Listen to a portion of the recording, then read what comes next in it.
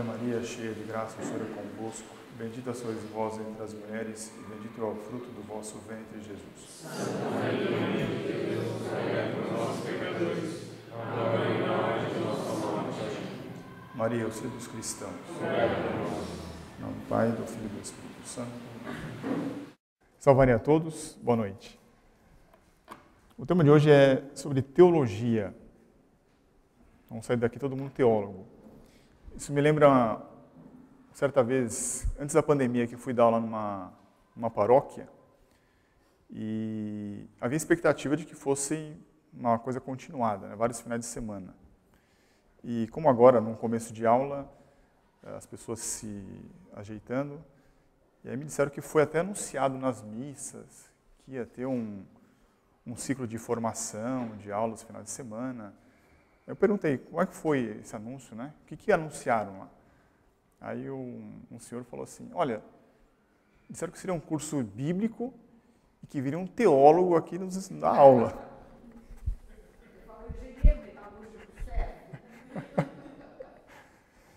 Não era nem curso bíblico e não era nem tampouco um teólogo. Bom, esse tema acabou surgindo. Eu, na verdade, estava estudando eu queria estudar para uma aula para falar sobre os dogmas, né? Eu acabei me deparando com esse texto aqui, com esse tema, e ele é introdutório, ele é bem simples, então eu creio que vai ser uma coisa até um pouco rápida, mas não é com a intenção de formar teólogos propriamente, né? Mas é para a gente ter algum conhecimento sobre teologia, que é uma ciência, provavelmente uma ciência, haja vista os protestantes que estão dentro da igreja, né? Essa é uma grande tragédia. Eles não estão mais fora da igreja. Não se combate mais a heresia protestante vinda de fora. Ela vem de dentro, né? Então, seja para não cair nos sofismas que eles apresentam, ou, quem sabe, poder combater, é o motivo dessa aula. Mas, é claro, uma coisa introdutória, não é nada aprofundada. Bom, apesar de nós estudarmos, temos vários amigos que estudam, e sempre fica aquele alerta para a gente não cair no perigo, né, ou no erro de dar muito valor ao estudo, a gente pode cair num racionalismo aí, mesmo na fé. A ignorância sobre a religião ela é constante. Nós temos, por exemplo, na Sagrada Escritura, quando aquele eunuco da rainha da Etiópia estava lendo os Salmos, se não me engano, e ele não entendia nada, porque não havia quem explicasse aquilo. Isso perpassa ao longo do tempo, né, com perseguição romana. Quem não soubesse o mínimo da religião, não saberia por que deveria morrer pela religião, né? Isso chegando até hoje, no século XX, com a situação que nós vemos. No 21, né? Perdão, 21. Exatamente, no 21. E... Antigamente, quando você nasceu. Só que, em particular, do final do século XIX para hoje, o negócio ficou um pouco mais complicado, porque existem vários mecanismos de dispersão da atenção, né? De mudança de foco. Você não se preocupa mais com a religião, você se preocupa agora com o dia a dia, com a carreira que você vai ter, com o carro que você vai comprar, enfim. E eu transcrevi aqui uma observação do autor, daqui a pouco eu vou falar que autor que é esse. Olha que interessante. Provoca dó e inquietação o desinteresse da maioria dos fiéis por coisas de doutrina, enquanto manifestam insaciável curiosidade por bobagens. O último seriado Netflix, o último jogo de futebol, o último acordo político, etc. Se, porventura, essa curiosidade se volta para o campo religioso, irá preocupar-se com atividades de tal guru, de tal médium, ou as revelações de uma tal mística, ou quando não é por imagens que choram. Eu achei interessante esse texto porque ele é bem atual. Então, ele é do padre Penido, teólogo brasileiro, de um livro o Mistério da Igreja, que eu estou me baseando nessa aula, só que escrito em 1956. Eu só mudei essas palavras em amarelo para não colocar o vocabulário da época. Mas o resto é igualzinho. Então, se antes havia rádio ou as fotonovelas ou a telenovela, os campeonatos de futebol, o interesse pela política com o jornal, hoje foi potencializado isso aí, né, com a internet. Hoje, eu lembro quando estava na faculdade e estávamos tomando uma cerveja no barzinho da faculdade e o professor passa e fala assim, vida boa, né? Na minha época não era assim. Aí meu colega retrucou, professor, é que na sua época não tinha, né, essa disponibilidade de entretenimento. E é verdade. Hoje em dia nós temos à disposição milhares de eventos de dispersão. Então a religião realmente fica em último lugar, quando ela nem fica com importância, né? Então o Padre Penido, em 56, ele resolve escrever esse livro. É uma série, salvo engano, o primeiro aqui é o Mistério da Igreja, depois ele escreve o Mistério dos Sacramentos e tem um mistério sobre Nosso Senhor Jesus Cristo. Eu não sei se tem outros também. E ele fala que, em vista disso, ele gostaria de poder contribuir para formar católicos, não propriamente teólogos, exercer a teologia, mas para subir um pouquinho o degrau de conhecimento do mero catecismo. Ele até cita o catecismo para crianças, para jovens e para adultos, mas subir um pouquinho esse degrau, né? Haja vista a disseminação do erro e do entretenimento, em que eu já vi vários padres falarem, né? Onde o padre não chega, quem vai chegar é o leigo, né? No dia a dia. E temos que oferecer respostas, temos que oferecer algumas observações, algumas coisas para essas pessoas, né? Sim, o objetivo dele aqui são os leigos. Por isso que ele coloca até de uma maneira, uma linguagem realmente, é uma leitura bem agradável, não é rebuscada, né? Tem um ou outro termo, ou então conceito que não tem como fugir, né, da filosofia, mas é muito proveitoso, muito proveitoso. Então ele coloca, existe uma lacuna aí, entre aqueles que produzem a teologia, né, que são os estudiosos, é o clero propriamente, com o povo que malemar, mesmo naquela época, sabia o catecismo. Recordo aqui, quem puder ler, não sei se é a encíclica ou acho que é a carta de São Pio X, quando ele abre o catecismo dele.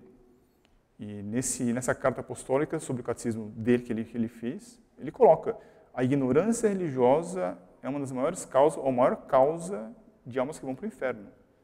Essa é a ignorância sobre a religião. Que vai ser também a mesma conclusão que chegou São Domingos quando conheceu os papas. Exato, é histórico. Sempre vamos ter pessoas que ignoram, né, a religião. Então sempre é um desafio constante para nós fazer chegar a religião a essas pessoas, né? Significa dizer que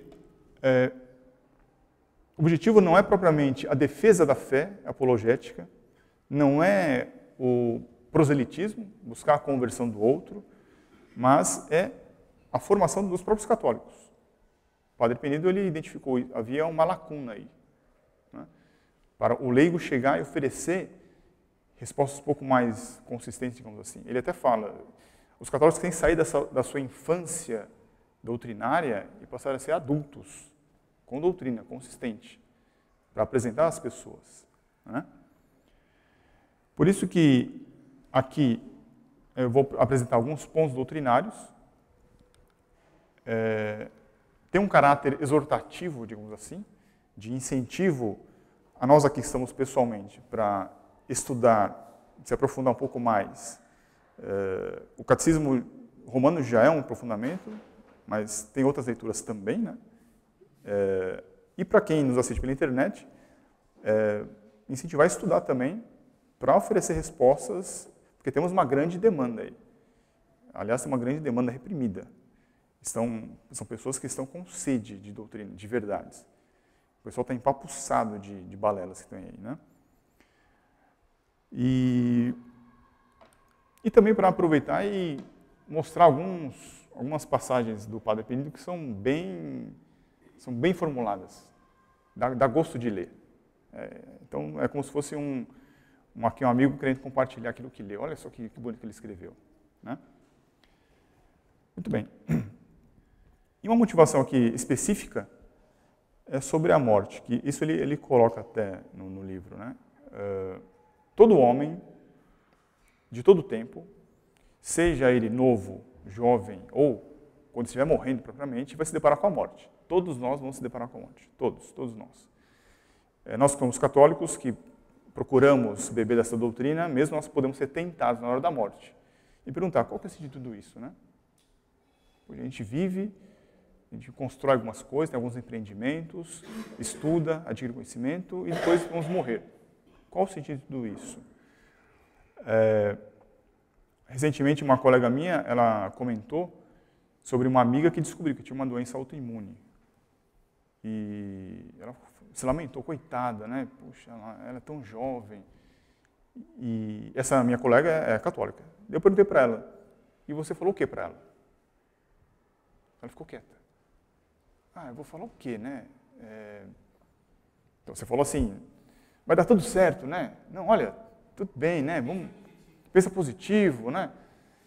Então o que eu vi realmente em realidade, né? Os católicos não têm respostas, não têm o que falar para a pessoa, né? Uma pessoa que está à beira da morte, ou uma perspectiva de morrer em 1 ou 2 anos, vai falar o quê, né? Por quê? Porque ela não tem doutrina, né? Não tem esse fundamento aí.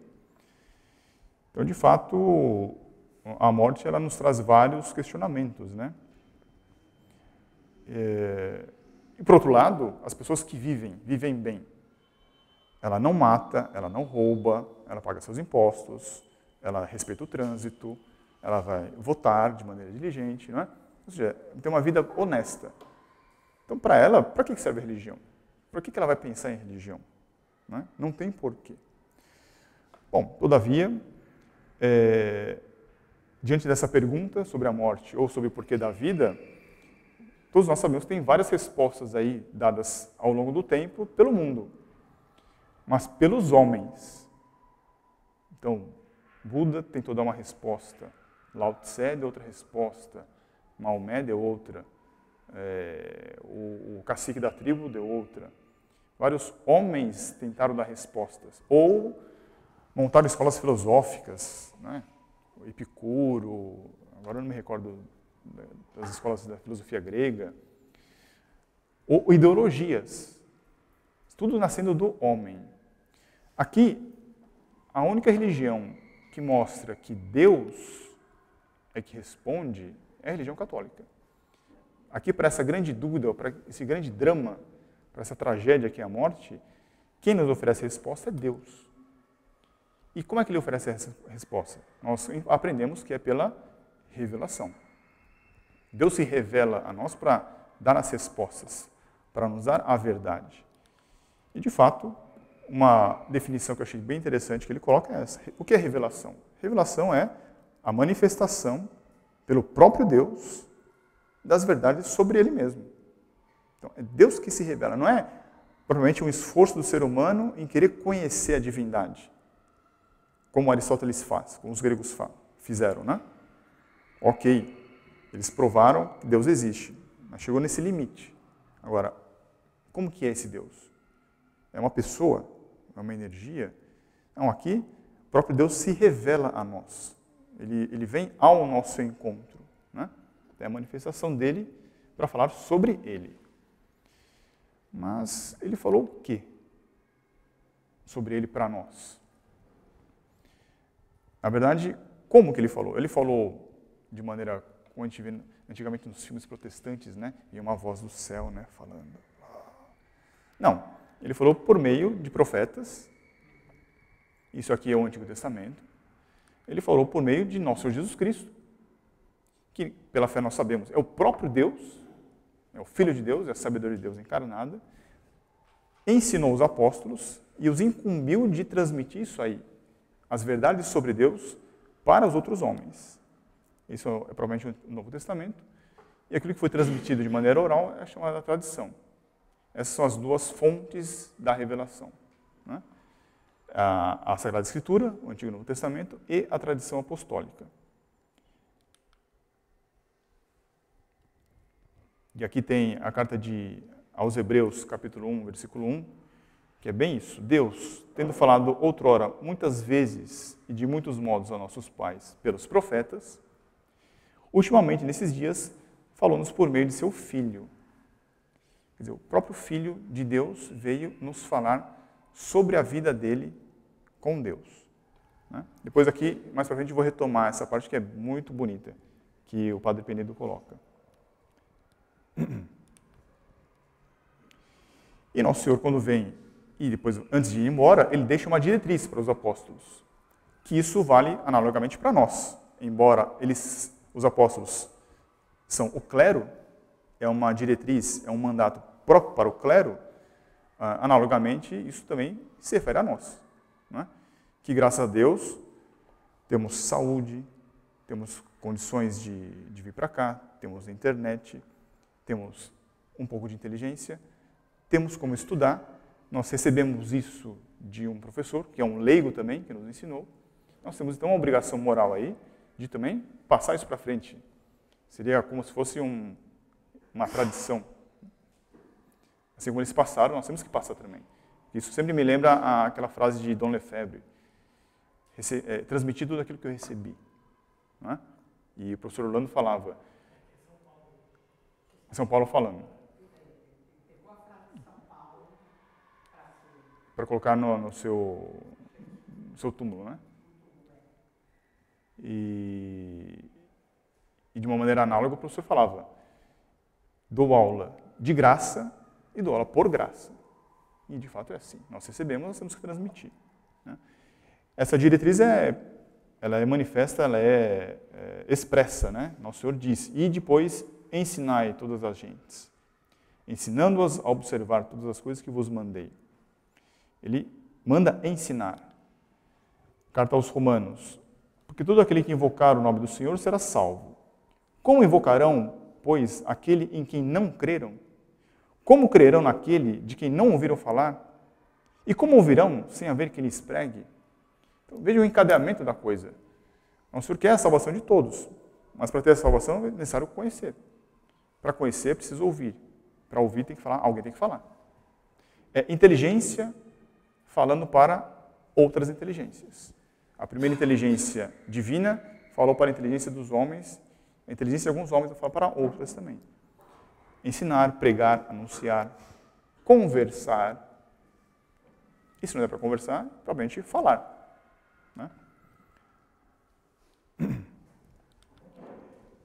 Então, o requisito essencial aí é ouvir e aceitar. O quê?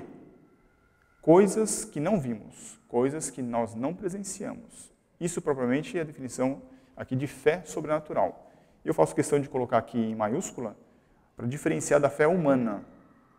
Fé humana é aquela fé que nós temos nos nossos pais, no professor, quando o chefe manda fazer alguma coisa, quando alguém pede uma direção, para onde que eu vou, para tal lugar, a pessoa aponta, você vai. Isso chama-se fé humana, você acredita. Aqui é fé sobrenatural, né? Mas isso não é irracional, não é sentimental. Olha aqui só uma breve revisão, que o próprio autor coloca isso. Esse é o primeiro capítulo desse livro aí. Então, antes de entrar propriamente no assunto mistério sobre a igreja, ele coloca esses pontos aqui. Então, sobre a fé, ele coloca 4 pontos, que é o fundamento do católico, qual é o objeto da fé, qual o motivo da fé e o que é o ato de fé, né? Sobre o fundamento, ele é provavelmente o fundamento da nossa vida, o fundamento de um católico. É aquilo que nos impulsiona, essa é a nossa base. Tanto é que, isso é tão importante, que na carta aos Hebreus, ora, sem fé é impossível agradar a Deus. Isso não sou eu que estou falando, não é um padre que fala, não é um filósofo que fala, Não foi o professor Orlando que disse, isso aqui é o próprio apóstolo que diz. Sem fé é impossível agradar a Deus. Tem que ter fé. Porquanto é necessário que o que se aproxima de Deus creia que Ele existe e que é remunerador dos que o buscam. Deus remunera, Deus premia. Por quê? Porque Ele quer premiar. Só que Ele só pode premiar se a pessoa for livre. Ela de livre e espontânea vontade, ela quer fazer algo de bom para Deus. Então Ele quer remunerar. Por isso que Ele criou uma pessoa livre, um ser humano.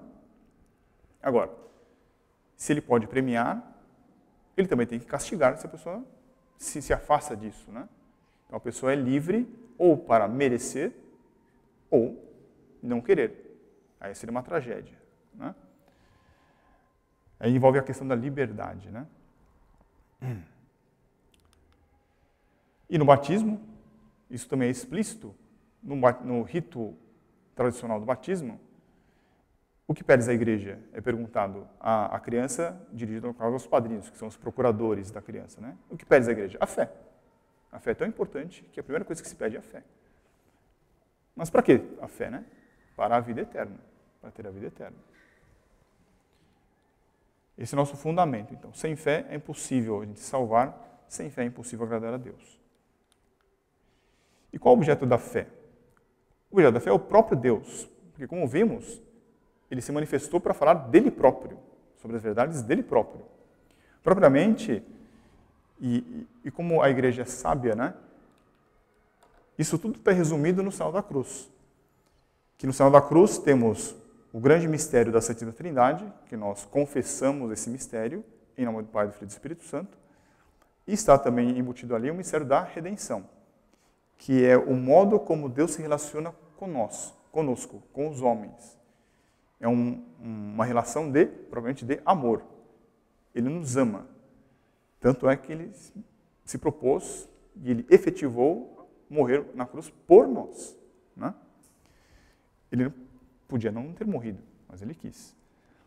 Então, o objeto da nossa fé é o próprio Deus, é a sua relação dele com Ele próprio, como essas pessoas se relacionam entre si, o Pai, o Filho e o Espírito Santo, e o seu relacionamento com os homens, com a criatura racional, com a criatura livre, que são os homens. Dado que Adão, enquanto representante da humanidade, digamos assim, ele rechaçou o mandato de Deus, a obediência a Deus, podemos dizer que depois desse pecado de Adão, ainda assim, Deus é que toma a iniciativa de nos resgatar. Ele que nos amou primeiro, foi uma atitude livre dele, ele que nos amou primeiro. Então temos aí pelo menos, né, por gratidão, retribuir isso aí, né, também. Amor com amor se paga, né? Por isso que a nossa religião não é uma relação com uma doutrina, simplesmente, com uma ideologia, com uma coisa abstrata, impessoal. Não, é um relacionamento com uma pessoa, propriamente. Um relacionamento com uma pessoa. E é uma relação de amor. Sendo uma relação de amor, pressupõe o conhecimento. É a doutrina. Ainda assim, na carta de Hebreus está dito, né? Esse Jesus Cristo é aquele que veio lavar nossos pecados, é a redenção, com água e com sangue. Porque são três os que dão testemunho no céu, o Pai, o Verbo e o Espírito Santo. E esses três são uma coisa só. É o mistério da Santíssima Trindade. O motivo da nossa fé. O motivo da nossa fé não é uma demonstração de um teorema, um silogismo bem feito, que eu estou provando os nossos artigos de fé. Não, o nosso motivo da fé é propriamente a autoridade de Nosso Senhor.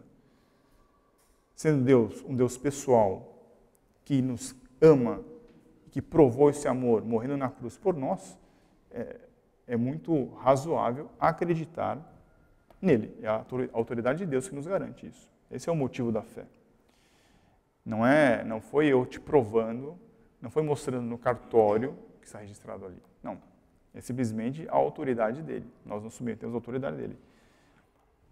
Para a gente entender isso, basta se verificar a relação de um filho com um pai. O filho acredita no pai, na mãe. fala tal coisa, o filho acredita. Você nasceu em tal lugar, você nasceu em tal dia. Como isso aqui que é bom. É uma relação propriamente, de assentimento à autoridade, né? Estou dizendo por quê? Porque ele é meu pai, porque ele é minha mãe. Na primeira carta a Tessalonicenses, damos sem cessar graças a Deus, pois, havendo recebido de nós a palavra de Deus, São Paulo falando, né? Embora vocês tenham recebido por mim, eu sou apenas um canal, sou apenas um transmissor. A abraçastes não como palavra do homem, mas como verdade que é palavra de Deus. Propriamente, é porque é Deus falando, eu acredito. Esse é o motivo da fé, né? Agora, na sua infinita bondade, Deus sabe da nossa limitação, da nossa fraqueza, por conta do pecado original. Nós vemos, nós ouvimos. O grande sentido do ser humano é a visão. Então, Deus não nos deixa desamparados. Para isso, Ele coloca os milagres. Os milagres vêm no auxílio para ter essa adesão, para ter esse ato de fé, que vamos ver daqui a pouco. Lá no Evangelho de São João, está dito, né? E Jesus, tornando a dar um alto grito, rendeu o espírito.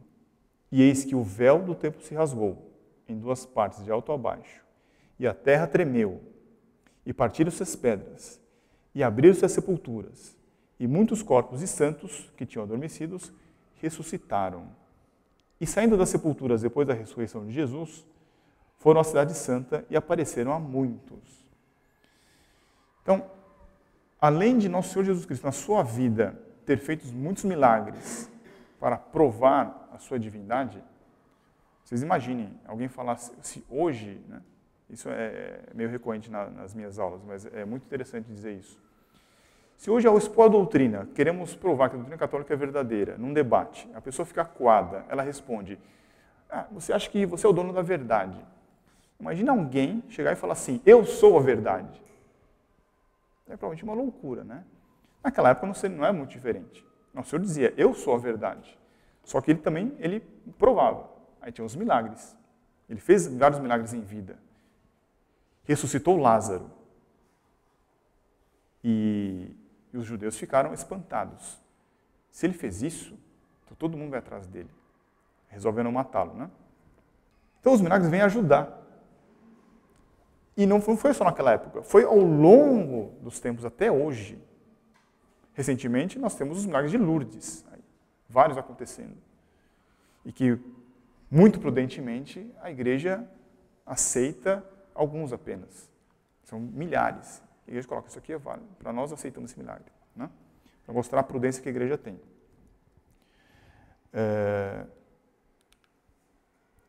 Ainda em São João, esses milagres, porém, foram escritos a fim de que creiais que Jesus é o Cristo, Filho de Deus.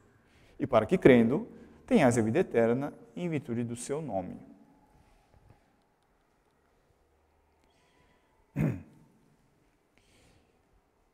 Se eu não tivesse feito entre eles tais obras, quais nenhum outro fez, não teriam culpa. Isso nós estamos falando para os judeus, sobre os judeus, né? Veja como que é a misericórdia divina, né? Então ele vem em auxílio. Eu sei que eles não vão acreditar, então vou dar um milagre para eles, vendo, eles acreditem. Se eu não tivesse feito isso, não teriam culpa nenhuma. Mas eu fiz, eles viram. Contudo, aborreceram-me a mim e a meu pai. Por quê? Porque eles não acreditaram. Então aí vem o ato de fé. O ato de fé é o quê? É um efeito causado por três coisas. Envolve aí o ser humano, o homem, e envolve Deus. Claro que Deus é o nosso fundamento, né? Por parte do homem, é pela inteligência.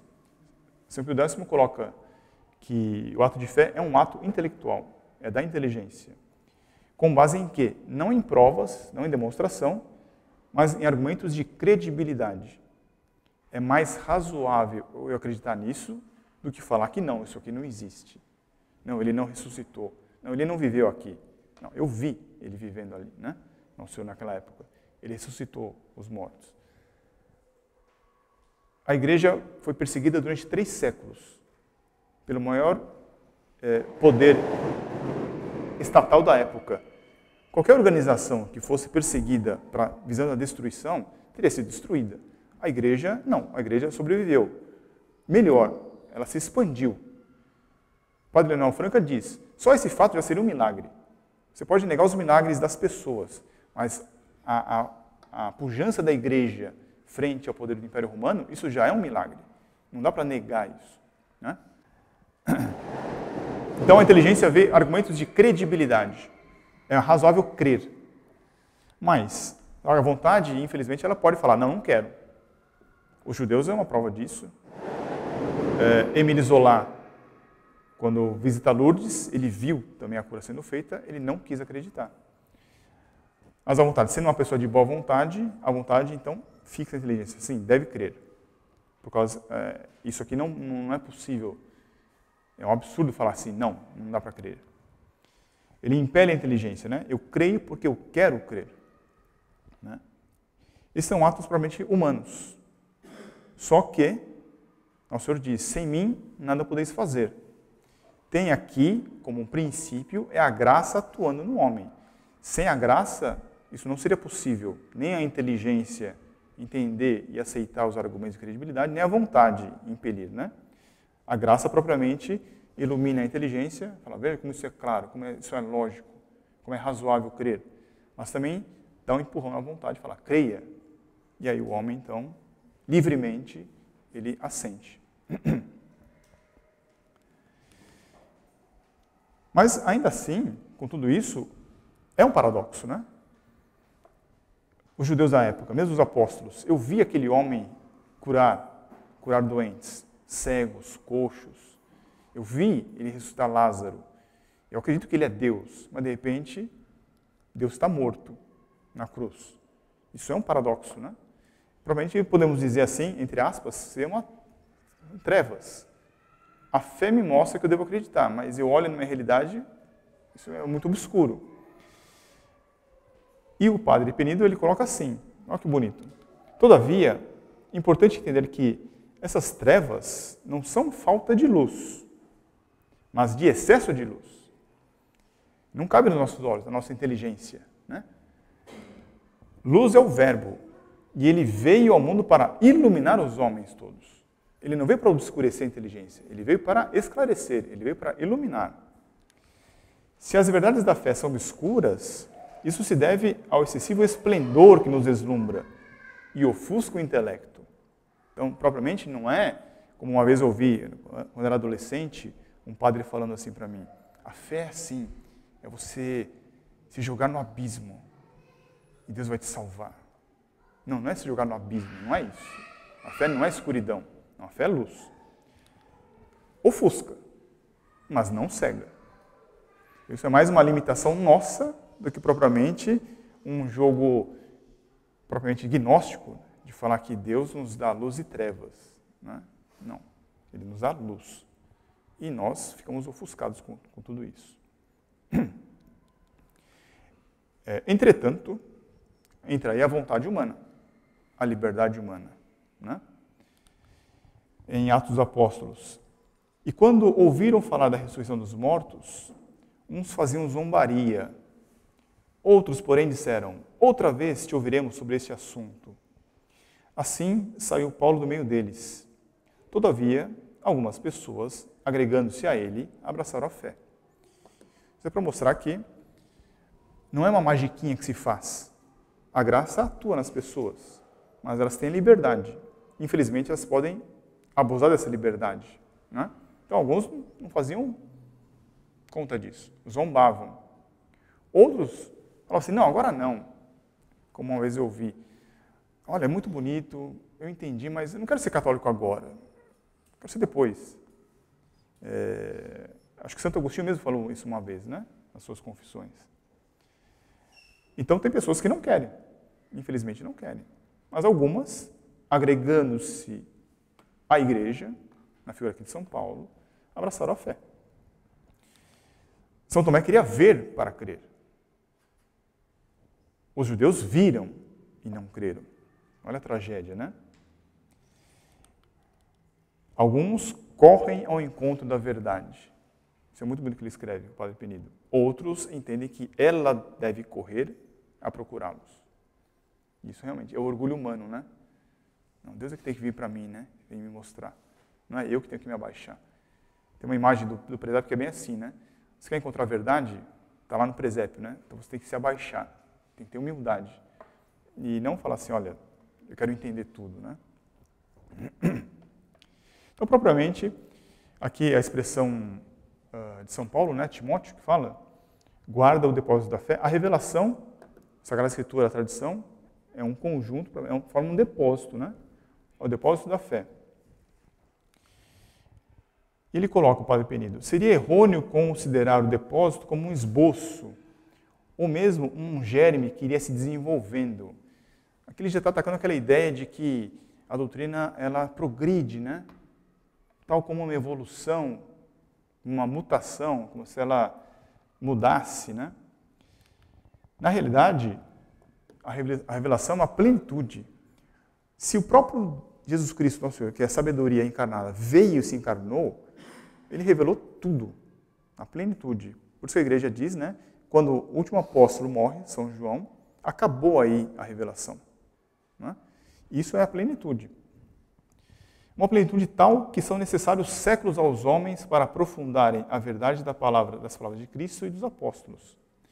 É tão denso isso, Deus entregou tudo, deu para a igreja. É tão denso que precisa de muito tempo para os homens discernirem isso aí. Então, propriamente, o que ele está dizendo, não é a fé ou esse depósito que muda, que se desenvolve. Não. O nosso conhecimento nessa fé é que amadurece e que progride. E vai tornando mais claro. Tal como uma plantinha, que é uma semente no começo, vira um caule, vira folha e vira um fruto. É a mesma planta. Não é um bicho. Não, é uma planta. Não existe contradição aí. Então, todo esse conhecimento que ele diz que vai se desenvolvendo ao longo do tempo para os homens aprofundarem, esclarecerem, isso tudo é dentro da fé. E vimos que é a inteligência de Deus falando a inteligência dos homens. Então não pode haver discordância, não pode haver, como é que fala? Contradição. Tem que ser coerente. Então, quando se alega que fala assim, olha, mas você pensa que isso aqui vai contra a fé? Na verdade não, isso aqui é um desenvolvimento da fé. Aí você olha, você não está negando o princípio da fé. Não dá. Isso é uma alegação simplesmente gratuita, porque você não vê coerência, né? Tem que haver coerência. O que se desenvolve não é, pois, o depósito, mas o nosso conhecimento das riquezas nele entesouradas. Esse conhecimento se vai completando e determinando, de geração em geração, por obra do magistério da Igreja. Então, por mais que você se meta a estudar teologia, digamos assim, tem várias faculdades de teologia hoje em dia, né? Tem cursos de teologia para leigos, né? E aí, de repente, o fulano descobre alguma coisa. Ou ele questiona alguma coisa. O professor não sabe responder. Nunca foi dito na igreja. Não é ele que está formulando a doutrina, não é ele que está desenvolvendo a doutrina. Tudo isso tem que passar pelo crivo da igreja. Então, tem que submeter a autoridade, né? Tem que apresentar a sua pretensa tese, né, para a igreja dar o aval ou não. No final das contas, é tudo igreja. Eu lembro quando eu estava me convertendo e indaguei sobre São Tomás, né? Ora, São Tomás não está, digamos assim, uma doutrina de São Tomás, a gente fala, né? O tomismo, a escolástica, não é uma coisa destacada, né? Não, ele passou pelo crivo da igreja, do Papa. O Papa aceitou. O magistério da igreja aceitou. Então, hoje, a igreja fala, o tomismo tem que ser seguido. Senão, se a igreja não tivesse dado esse concordo, esse aceito, não valeria nada, né?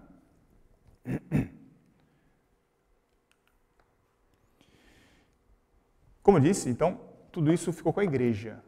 Nosso Senhor Jesus Cristo veio, ensinou para os apóstolos, ascendeu aos céus, deixou a igreja para guiar os homens. A igreja tem, então, duas funções. Com esse depósito da fé, com essa revelação, é guardar, já recebeu, e expor. Guardar é conservar propriamente o que foi revelado. Afinal de contas, o Papa é o vigário de Cristo, né? Ele é como se fosse o procurador de Cristo. Cristo está ausente aqui. Quem deve ficar no lugar dele é o vigário de Cristo, é o Papa. Então, você não pode inovar as questões da fé e da doutrina. Tem que conservar. E explicar, assim como o apóstolo explicou para o eunuco da rainha da Etiópia, explicar o sentido exato. Você pode até dar formulações novas, mas são de antigas verdades, mas que não contradigam aquilo que já foi feito, né? Essas verdades ou já foram explicitadas, eram explícitas, porém houve a necessidade de definir solenemente por conta das heresias. Aí temos os grandes dogmas, né, que foram proclamados ao longo da história, ou estão implícitas ainda. E o magistério da igreja, o teólogo ajuda, o magistério da igreja se debruça em cima disso e fala, isso aqui está ok. Então, o que estava implícito se tornou explícito, mas aí com o aval da igreja, o magistério da igreja. Feita essa parte aqui, você vê a introdução que o padre Penedo dá. Aí ele entra na questão da teologia. Qual a relação disso com a teologia? Primeiro ele vai definir o que é teologia. Ele pega uma definição de São Anselmo, fé em busca da compreensão. Teologia é isso, é a compreensão da fé sobrenatural. O primeiro movimento é aceitamos, acreditamos, mas nada impede de nós podermos compreender mais aquilo que nosso Senhor revelou, aquilo que Deus revelou. Teologia é uma ciência, é o que descobre o nexo que existe entre os vários mistérios da fé. Santíssima Trindade, a redenção, Imaculada Conceição, transubstanciação, inferno, purgatório, a igreja propriamente, os sacramentos. Tudo isso forma uma estrutura, né, coesa. A gente não tem de pronto uma visão assim. E a igreja é que cuida disso. Ela que faz, por meio da teologia, esses links, né, esses nexos que existem. Por isso que quem nega um ponto da fé, perdeu a fé. Porque está tão imbricado, está tão ligado uma coisa com a outra, que negar um ponto só, você destrói todo o edifício. É como uma catedral gótica. Pedra justaposta a pedra. Tirou uma pedra, todo o edifício cai. Né? É muito coeso, muito coerente, é muito lógico. Eu até digo, os meus alunos não gostam, mas é bem matemático. Não tem como fugir. Né? Mas surgiu um problema. Isso aqui eu já ouvi várias vezes na época de faculdade, quando eu estava me convertendo. Então a gente conversa, né, com os colegas. Existe um problema, uma impugnação a isso, um questionamento. Como expressar em palavras humanas uma coisa tão inefável? O próprio São Tomás coloca, né? É mais fácil a gente conhecer o que Deus não é do que provavelmente aquilo que Ele é. Né? É tão grandioso. Um colega meu falou assim, você também está dizendo que, olha, é uma luz tão grande que ofusca, né? Para a gente falar cega. Como você vai expressar isso em palavras humanas? Não dá para expressar. Por isso temos que sentir a religião. Como é que sai disso? Com esse livro aqui, você vê como é bom a gente ler, né? Eu não tinha propriamente uma resposta. Você podia até tentar, mas como ele coloca aqui, é muito simples. Olha o que ele coloca. Impossível com efeito, expressar isso em palavras humanas. Porém, essa suposição, esse argumento é irreal. Porquanto o próprio Deus fez a transposição de sua verdade em conceitos humanos. Por quê? Porque foi Deus que se manifestou. Foi Deus que se revelou. Ele mesmo foi falar conosco. Inteligência falando com inteligência. Pobres, paupérrimos, de fato, os conceitos humanos são pobres. Porém, foi o mesmo Deus que os escolheu. E assim lhes garantiu o valor. Então, esse questionamento aí, realmente, ele cai por terra. Por quê? Porque não sou eu que inventei isso. Não foi São Tomás que inventou isso. Foi o próprio Deus que colocou isso. Colocou na boca dos profetas. Mais que isso, né? A sabedoria se encarnou e veio falar face a face com os homens daquele tempo. Hoje é a igreja falando para nós face a face. É mais ou menos uma figuração, uma prefiguração, né? daquilo que vai ser no céu, porque no céu de fato vai ser face a face. Mas antes de nós subirmos para o céu, queira Deus que sim, e ver face a face, ele desceu até nós primeiro e nos falou face a face. Né? Então, embora seja de fato inefável, o próprio Deus veio e nos falou. Isso tem um infinito valor para nós. Né? E falou em linguajar humano. Por isso, a fé é pelo ouvido, e o ouvido pela palavra de Cristo. Cristo falou, os apóstolos ouviram, alguns escreveram e nos transmitiram de maneira oral. Então, esses dados revelados por Deus e pelo próprio nosso Jesus Cristo constituem propriamente os princípios da ciência teológica. É uma disciplina racional, lógico. Todo corpo doutrinário, ou todo sistema lógico tem que ter um princípio, né? E desse princípio nós vamos deduzindo as coisas. Aqui sim você pode entrar com o ser humano, com os teólogos desenvolvendo isso, né? Mas antes de tudo tem que ter os princípios. Que princípios são esses? São os dados revelados. Que nós não provamos, apenas aceitamos. Com base no quê? No testemunho do próprio Deus. Com base na autoridade divina. Então, assim como temos alguns princípios matemáticos, 2 mais 2 é 4, 1 mais 1 é 2, disso a gente decorre toda a matemática, assim como nas ciências experimentais, uma ciência experimental muito boa, nada se cria, nada se perde, tudo se transforma. É o princípio da conservação das massas. A partir disso, você monta toda uma ciência. A diferença é que, na ciência experimental, na ciência matemática, você verifica isso. Aqui é uma outra realidade que nós recebemos, que é os próprios artigos de fé, que foram revelados e postos para nós, e nós acreditamos. Esse é o princípio, essa é a premissa maior. Né? E com base nisso, os teólogos vão inferindo, vão deduzindo coisas, né? E vão explicitando as coisas que estavam implícitas. Não necessariamente que sejam verdades, digamos assim, dogmáticas, né? Temos os dogmas conhecidos. Algumas coisas são de caráter mais, como eu vou dizer assim, de uma exortação, né? Não é tudo que tem que goza do carisma da infalibilidade, né? Mas, se eles estão de acordo com o princípio, se não negam a fé, então é muito razoável aceitar, consumir, né, esse corpo de doutrina. Diferentemente, se eu vejo que contradiz. Se há uma contradição, não dá. Aí não dá, né? Vem falar que, olha, mas assim, por motivos pastorais, de acordo com a realidade, né, nós devemos acolher os casais divorciados, né, dar a comunhão. Puxa, mas isso já foi discutido, já foi estabelecido lá atrás. E agora está me dizendo que é o contrário? Não dá, né? Propriamente isso a gente vê naquelas aulas que nós temos sobre o Vaticano II. Em São Mateus, o Evangelho de São Mateus diz, né? Por isso, todo escriba instruído no reino dos céus, depósito da fé, é semelhante a um pai de família que tira do seu tesouro coisas novas e coisas velhas. O tesouro é um só.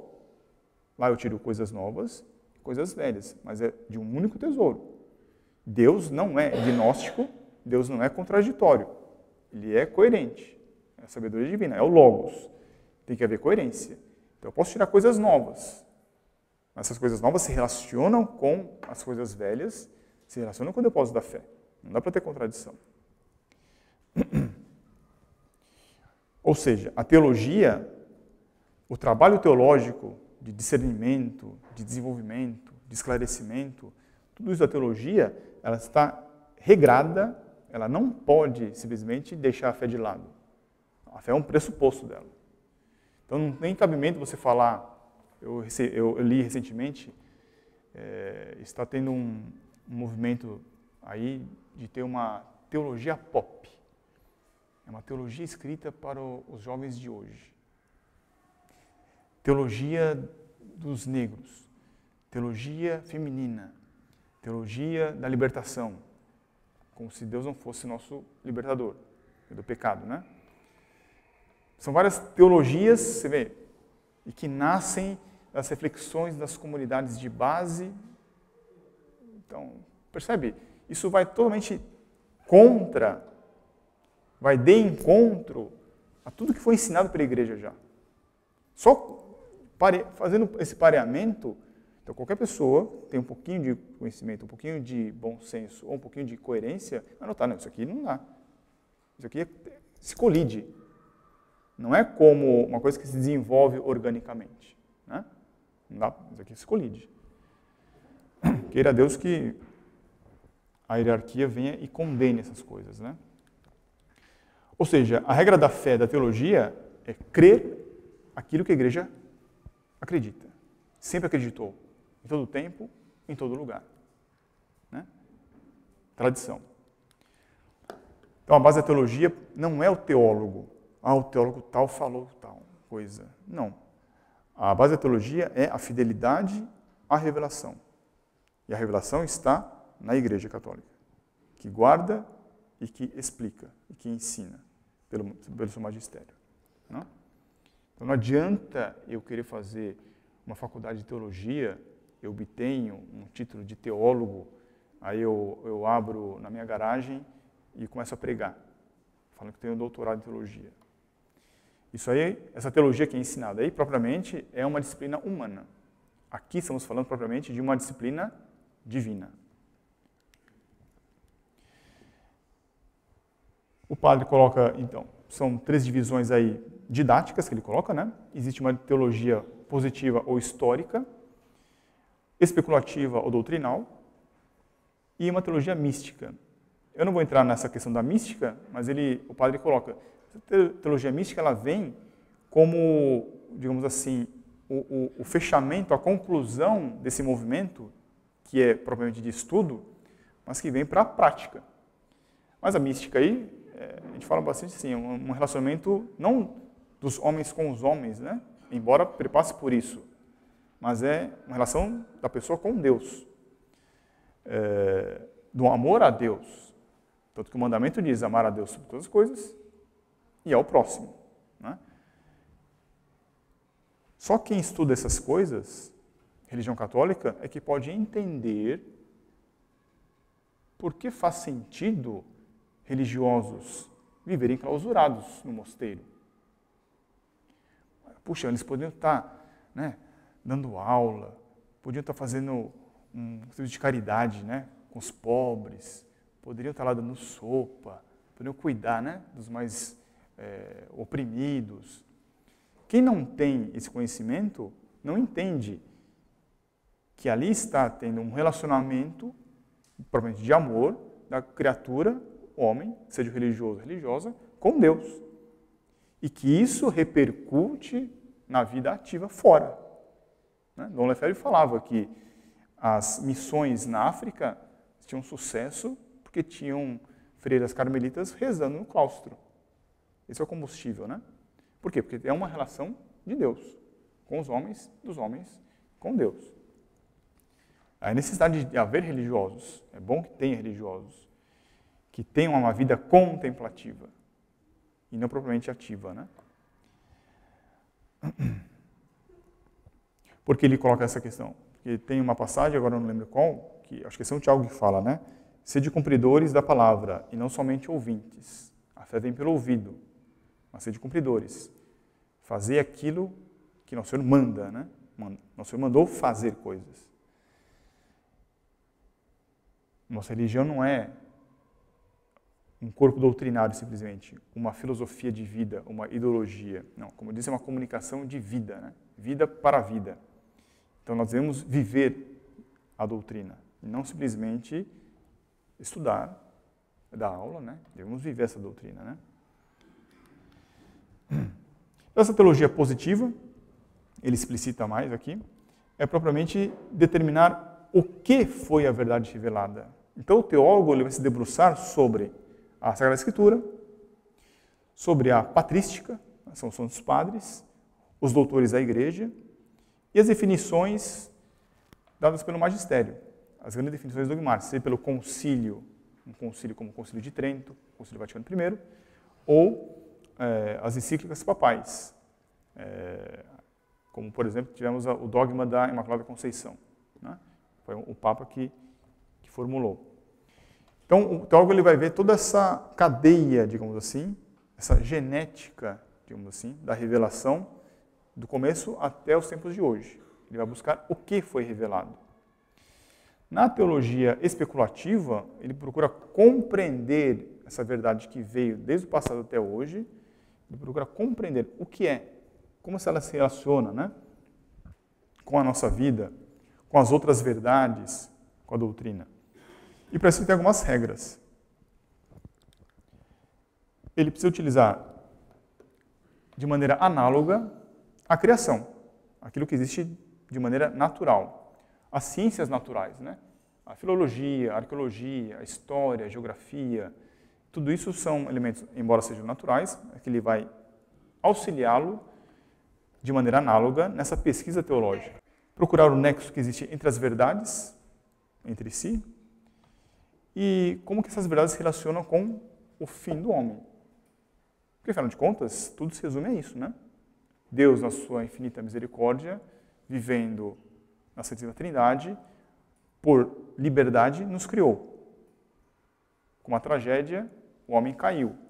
Na sua infinita misericórdia, vem e nos resgata.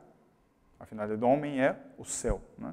Então, como tudo isso aqui, essa pesquisa teológica se relaciona com o fim do homem. Então, questões como o Senhor se compara com uma vide, né, a videira, e nós somos os ramos. Por que isso? Né? Como se dá isso aí? Então ele vai estudar, verificar a biologia, né? Temos aqui uma aula sobre a figueira, tem toda uma bela aula pegando analogias, né, de uma planta com a doutrina católica. Como que eu posso pegar noções como paternidade e filiação, que são noções humanas, como se aplica isso à vida divina da Santíssima Trindade, né? Cristo ressuscitou. Nós vamos ressuscitar também? A doutrina mostra que sim. Então, como é que isso se dá? Como podemos concluir isso aí, né? Nosso Senhor Jesus Cristo procede do Pai como verbo. É por uma via intelectual. Como que se dá isso aí? Então, o padre Penido, a nossa premissa é a fé, e a conclusão de toda essa pesquisa é ciência teológica. Mas que só vai, de fato, digamos assim, ter um status, né, doutrinário quando o magistério da igreja vem e fala, ok, isso aqui tem a ver com a revelação. Vocês estão vendo que a teologia, o trabalho de um teólogo, é propriamente o trabalho de meditação. Ele fica meditando, fica ruminando a doutrina, né? Aquilo que o padre nos exorta a fazer, propriamente é um trabalho teológico. É que a gente faz em um grau muito menor, né? Bem menor, uma dimensão, uma intensidade bem menor. O teólogo, propriamente, ele fica, a vida dele, digamos assim, é uma vida de meditação.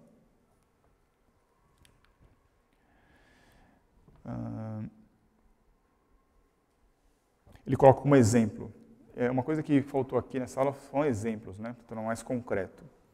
Mas o que eu peguei aqui do padre... Assim, na Idade Média, a muitos grandes santos doutores pareceu evidente que isentar Maria do pecado original seria pôr em xeque este dogma de fé. Cristo remiu todos os homens. Aqui tem uma aparente contradição, que seria um paradoxo, digamos assim, né? Uma obscuridade, né? Cristo remiu todos. E Nossa Senhora? Remiu também? Remiu também. Bom, então, ela também tem pecado original? Então fica esse jogo, né? Só vários séculos depois de muita meditação, ao longo dos tempos, né, houve desenvolvimento da doutrina. Então, Papa Pio IX veio e coloca a Imaculada Conceição na compreensão da coisa. Né? A doutrina é a mesma. Cristo remiu todos, inclusive a Nossa Senhora. Em particular, eu fiquei contente porque esse termo que a doutrina coloca, né, eu ficava assim, puxa, mas como assim, como assim, como assim? Aí a gente vai lendo as coisas, vai estudando, e aí vem, pum, a luz, né? bem longe de se constituir uma exceção à redenção universal, era a mais sublime forma de redenção, pois Maria foi preservada da culpa original em previsão dos merecimentos de Cristo Redentor. Quando eu li isso aqui pela primeira vez, eu fiquei, como assim? Previsão dos merecimentos? Aí você vai estudando, você vai lendo, né? Vai rezando, vai pedindo. E aí, para mim, ficou claro assim. Não sei se cabe essa analogia, né? É como se fosse editar uma lei com efeitos retroativos. Nosso Senhor Jesus Cristo nasceu e morreu em tal época. Esses méritos que ele conseguiu já foram aplicados antes, em previsão, a Nossa Senhora. Como Nosso Senhor está fora do tempo, para ele não tem tempo. Já foi aplicado em Nossa Senhora. Então, fica preservado aí a doutrina, o dogma, Cristo remiu a todos, inclusive em Nossa Senhora. Só que foi de uma maneira singular. Né? Foi uma maneira singular. Não foi como nós, no tempo. Ali foi fora do tempo. Então, vendo isso, você vê que é muito, eu diria assim, é muito bonito. Né? É muito bonito, como se faz se desatar esse nó. Né? Mas mostra também muita humildade das pessoas. Né? Eu acredito que muitas pessoas, não estou dizendo nós aqui, né? Sei lá, os teólogos, né? Eles se depararam com esse problema, mas não ficaram lá, né? Mas será, mas não será, e fica. Não. Né? Espera, medita, reza, né? Espera. Humildade, né? É provavelmente humildade. Ficar em silêncio diante do negócio e esperar. Só veio Pio IX e declarou isso, né? De maneira solene. Agora não tem mais discussão. Mas antes, a pessoa devia ter uma postura de, provavelmente, humildade. E não ficar assim, né? Sei lá, eu estou, exemplo, como nas minhas aulas. Estou dando uma aula de química, aí chega um aluno e fala, professor, mas não é então, é isso aqui? Eu falo, espera. Né? Não, mas já estou pensando, então tá bom, então, espera, vamos continuar aqui para a gente ver. Claro, são alunos que pensam mais à frente, mas graças a Deus eles são humildes. É aquela questão de obediência à autoridade. A autoridade falou assim, espera, fica quieto. Espera. Assim também somos nós. Diante de uma possível contradição, né? Na verdade seria um paradoxo aí, cabe a nós, aparente, uma contradição aparente, espera que, não vai ser você, né, que vai resolver isso aí. Outros vão resolver, a igreja vai dar o aval e vai resolver. Né? Ou então, também aquele aluno, tem aluno que é assim, mas e se? E se fizer assim? E se tal coisa acontecer? E fica, né, raciocinando em cima de hipóteses. Não tem que ficar, mas eu estou querendo, né, me aprimorar mais no estudo. Para com isso, né? Porque começa a inventar hipóteses contraditórias, né, para pensar. Não é por aí. Os princípios já foram dados. A regra de fé é aquela.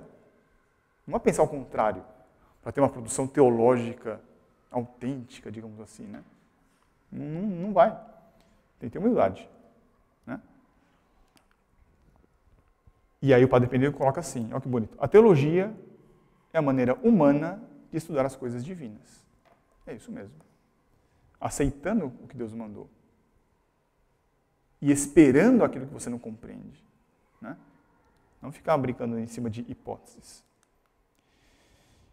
Por fim, ele vai falar sobre a relação da teologia com a filosofia. E aqui é bem interessante. Ele já pontua isso. Né? Não tem nada a ver com a teodiceia. Que todo aluno que estuda filosofia, ele sabe que é possível provar a existência de Deus.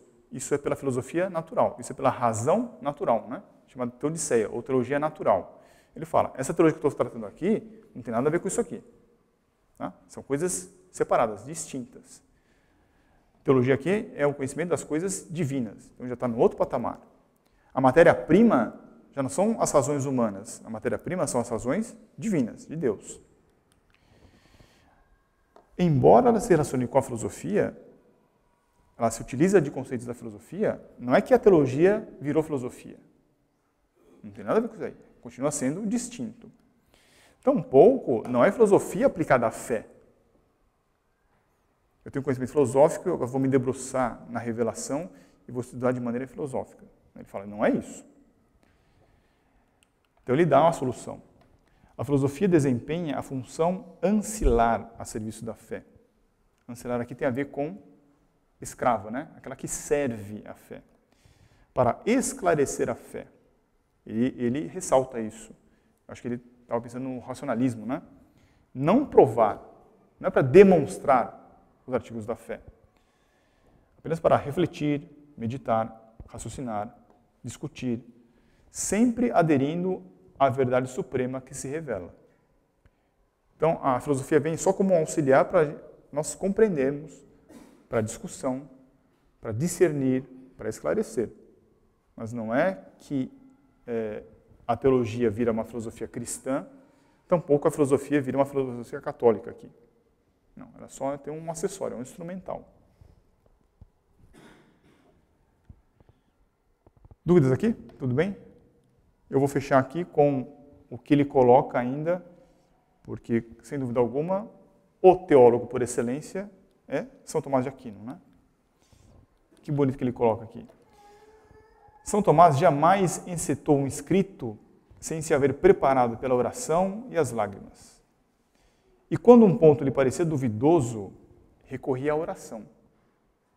Ele não ia para o gabinete dele e ficava lá pensando, não, eu vou resolver isso aqui, não, tal hipótese aqui, não. Não. Ele ia para o sacrário e rezava ali.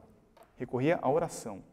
De onde voltava banhado em lágrimas, esclarecido e instruído. Meditação, né? Aquele titânico esforço intelectual que admiramos na Suma Teológica era, pois em verdade, uma prece. A ascensão do Espírito até o verbo luz. A teologia propriamente é isso, né?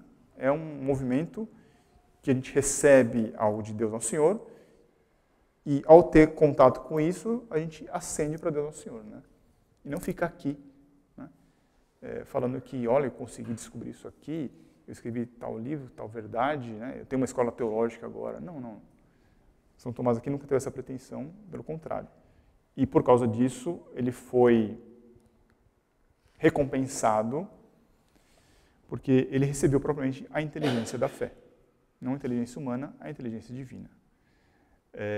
Como nós aprendemos, né, nós não seremos como deuses, mas pelo batismo, pela graça, pela humildade, nós somos propriamente filhos de Deus. E temos a inteligência divina aí. Tá bem? Era isso. Eu espero que muitos fiquem aí entusiasmados em estudar um pouco mais profundamente, também para dar aula, ou aqui, ou quem sabe na cidade onde vocês moram. Tá bem? Vamos rezar? Em nome do Pai, do Filho e do Espírito Santo. Amém. Ave Maria, cheia de graça, o Senhor é convosco. Bendita sois vós entre as mulheres, e bendito é o fruto do vosso ventre, Jesus.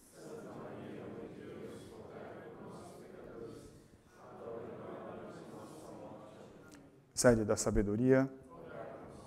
Em nome do Pai, do Filho e do Espírito Santo. Amém.